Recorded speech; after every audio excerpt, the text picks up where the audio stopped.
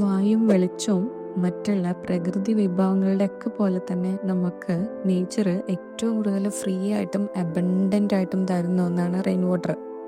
ഈ റെയിൻ വാട്ടറിനെ നമുക്ക് നല്ല രൂപത്തിൽ ട്രീറ്റ് ചെയ്യുകയാണെന്നുണ്ടെങ്കിൽ ഇതിന് നല്ല യൂസ്ഫുൾ ആയിട്ടുള്ള ഒരു എലമെൻ്റ് ആയിട്ട് നമുക്ക് കൺസ്ട്രക്ഷൻ സൈറ്റുകളിൽ യൂസ് ചെയ്യാൻ പറ്റും. നമ്മൾ വളരെ കോമൺ ആയിട്ട് കേട്ടിട്ടുള്ള റെയിൻ വാട്ടർ ഹാർവെസ്റ്റിംഗ് തന്നെയാണ് അതിൽ ഏറ്റവും ഇമ്പോർട്ടൻ്റ് ആയിട്ടുള്ള ഒരു ഫീച്ചർ.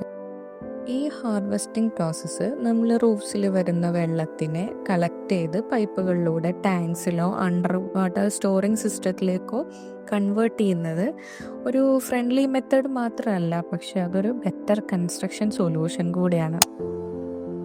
നോട്ട് ചെയ്യേണ്ട ഒരു കാര്യം എന്താണെന്ന് വെച്ചാൽ നമ്മൾ ഡിസൈനിങ് സ്റ്റേജിൽ തന്നെ വേണം ഇത് പ്ലാൻ ചെയ്യാൻ. അങ്ങനെയാണെന്നുണ്ടെങ്കിൽ ആ ഒരു പെർട്ടിക്കുലർ പ്രോജക്റ്റിൻ്റെ ബ്യൂട്ടിയും അതുപോലെ ക്വാളിറ്റിയും വിച്ച് മീൻസ് സ്ട്രെങ്ത് അതൊരിക്കലും നമുക്ക് കോംപ്രമൈസ് ചെയ്യേണ്ടതായിട്ട് വരില്ല. വെള്ളത്തിന് ഏറ്റവും കൂടുതൽ ഷോർട്ടേജ് വരുന്ന സമ്മർ സീസൺ പോലത്തെ സമയങ്ങളിൽ ഇത് കൺസ്ട്രക്ഷൻ പ്രോസസ്സുകളെ ഫാസ്റ്റ് ആക്കുമെന്നുള്ളത് മാത്രമല്ല, അതിനെ സറൗണ്ട് ചെയ്തിട്ടുള്ള നേച്ചറിനെ നേർച്ചർ ചെയ്യാനും അതുപോലെ തന്നെ അവിടുത്തെ ലൈഫ്സ് മെയിൻറ്റെയിൻ ചെയ്യാനും കൂടെ ഹെൽപ്പ് ചെയ്യുന്നുണ്ട്.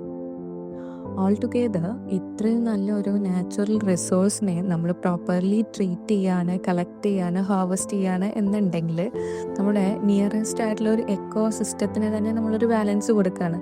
സോ നമ്മളെപ്പോഴും ഇതൊരു ഓപ്ഷനായിട്ട് എടുക്കാതെ നമ്മുടെ റെസ്പോൺസിബിലിറ്റി ആയിട്ട് കീപ്പ് ചെയ്യുകയാണെന്നുണ്ടെങ്കിൽ ഇറ്റ്സ് റിയലി ഗുഡ്.